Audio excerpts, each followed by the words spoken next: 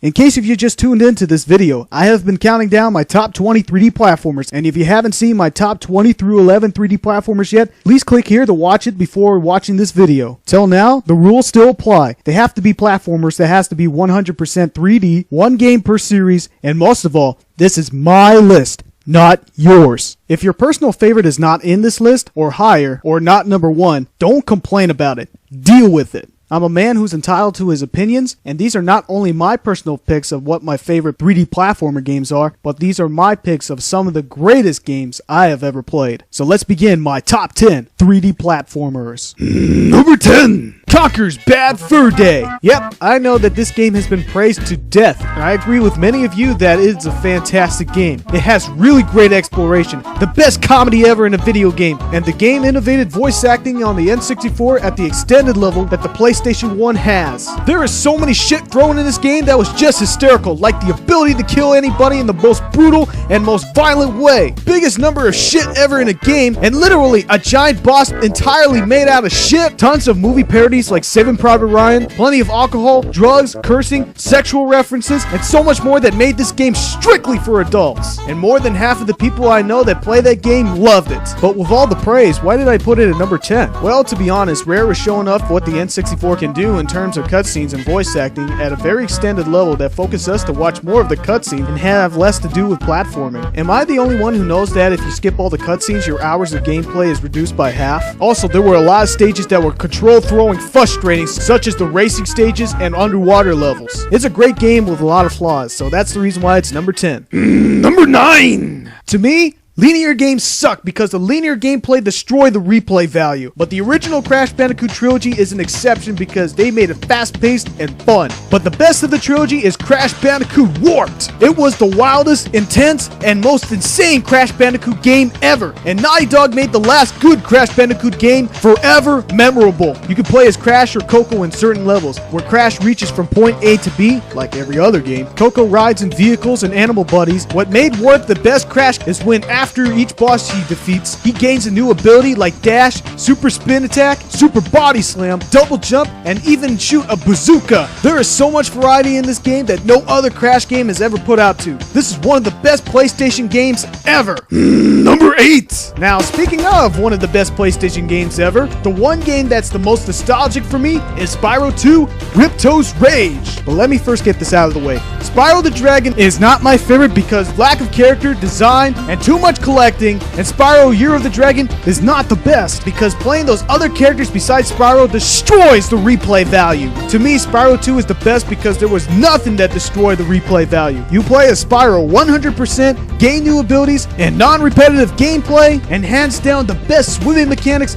ever in a video game. There are so many video games that suck swimming underwater, but this one actually did it right by making the controls right and made it fun. But man, I love the magic and friendly feel that this game holds. This game has very memorable characters, the best boss fight of the entire series, so many quests, and so much more that's saying a lot for a Spyro game. Nevertheless, Spyro 2 holds a special place in my heart and earned a perfect spot at number 8. Number 7! I know that you were all expecting to see a Sonic 3D game in this list, and each of you fanboys will love to bitch about my choice. I want to make things clear. Sonic in 3D does not suck, with the exception of 06. But my history with Sonic in 3D goes way back in the 90s, when I played Sonic Jam on the Sega Saturn, and I thought it was brilliant to finally see Sonic in 3D. But sadly, it took me a while to realize that it was a Sonic compilation, and there were no levels to play as Sonic in 3D, and it pissed me off! But years later, when I finally got a chance to play Sonic Adventures on the Dreamcast, I thought it was Sonic's answer to Mario 64. I love the atmosphere in Sonic Adventure and the open world that I can explore. It fulfilled my satisfaction for a Sonic game because not only you get a chance to play as Sonic, but as well as Tails, Knuckles, Amy, E102, and Big the Cat. And they all played differently, and they all played separately in their own story. Yeah, some people really hate Big the Cat. Well, I prefer to play him over playing Tails and Eggman on those pointless walkers in Sonic Adventures 2. But honestly, I do enjoy all the other Sonic games in 3D, but Sonic Adventure itself was the most atmospheric and most adventurous for me, and it's simply breathtaking every time I play it. Number 6! If you guys know me very well, you should already know who's my favorite video game character. And his game was definitely going to be on this list. And he is the reason why I'm called Gexup. And if you don't know by now, he is Gex the Gecko. Seriously, this video game character is so cool,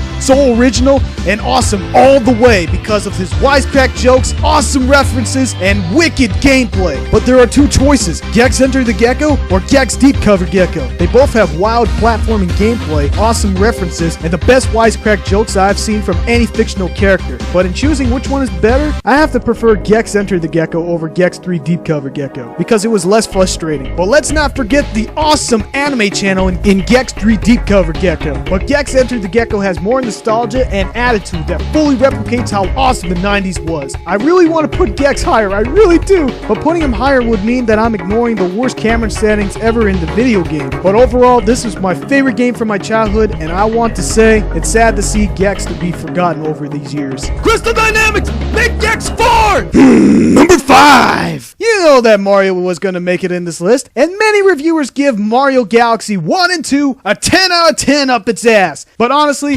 Super Mario 64 is still the best 3D Mario game ever! What else could be said about Mario 64? It's the pioneer of 3D platforming that totally revolutionized the gaming industry for what it is today. This game hasn't aged one bit. It's still good to play this game since the day it came out in 1996. This game has so much memorable gameplay, the best controls and camera, and the best jumping mechanics ever in the video game. Even having no air bar and swimming underwater and restore your health once you swim above the water doesn't even date the game at all. I know that all the other 3D Mario games are one of the greatest ever, but Mario 64 has given us a fully breathing 3D world, so it had to be in this list. But why is it in number 5, you may ask? Because there are 4 more other games that I consider to be better than the greatest game of all time. Now prepare yourself! Number 4! It was really hard to choose between Mario 64 and Banjo-Kazooie. I had to choose Mario 64 because collecting stuff in Banjo-Kazooie was more of a hassle. But along came the sequel. Banjo-Tooie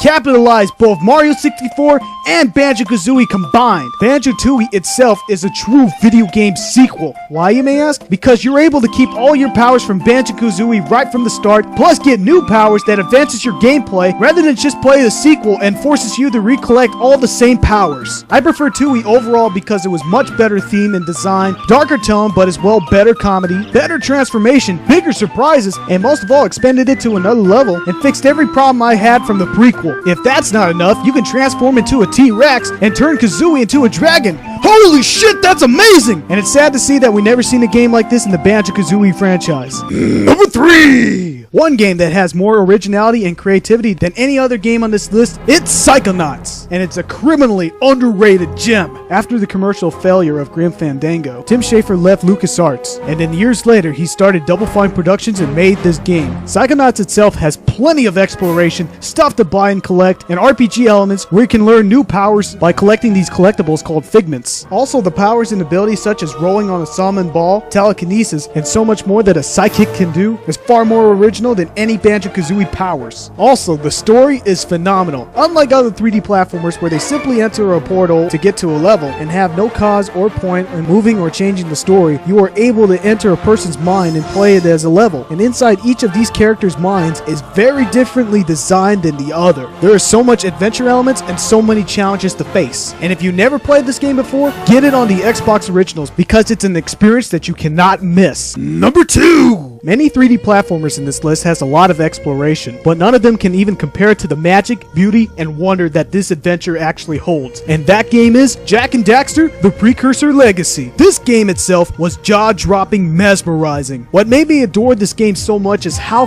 fun it was to collect stuff, such as orbs, scout flies, and especially collecting those power cells where they always doing their dramatic stunt that never gets old. Most importantly, there are no levels in this game and no load times either. This is literally 100% open world. I can admit that Jak 2 and 3 felt more epic and badass than Jak and Daxter, but the sequels took away the 100% open world adventure and made it into a sandbox which limited the adventure and took away all the collectibles. But Jak and Daxter is not only my favorite game, but actually my favorite adventurous experiences ever. Number 1! I know I put Ratchet and Clank Up Your Arsenal at number 1 in my top 10 Ratchet and Clank games, but that was an open voting contest for you guys. Up Your Arsenal really is in my top 10 favorite games of all time, and I do have more favorite memories with that game than any other. But Ratchet and Clank Going Commando is higher. Without this game, I wouldn't be a huge fan of the Ratchet and Clank series. It totally revolutionized mixing other genres with a platformer perfectly, such as shooting, puzzles, and RPG elements where whatever weapon you kill against an enemy, that weapon gains experience points, and getting enough of them will make your weapon evolve into a better and more powerful weapon that made the replay value higher than any other game on this list. I'm a huge fan of story and comedy in video games. Going Commando's comedy was brilliant, and the story started out slow, but later after each epic boss you defeat completely changes the story. The challenges I had to face in this game felt totally rewarding, from the action, mini-games, collecting, and platforming, and nothing in this game destroys anything for me. Ratchet and Clank Going Commando had everything that kept me occupied, and it keeps making me come back to it.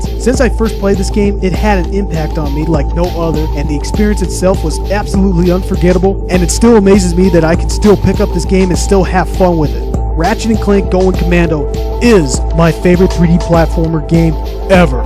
So that's my top 20 3D platformers. Hope you enjoyed it. See you on the next one.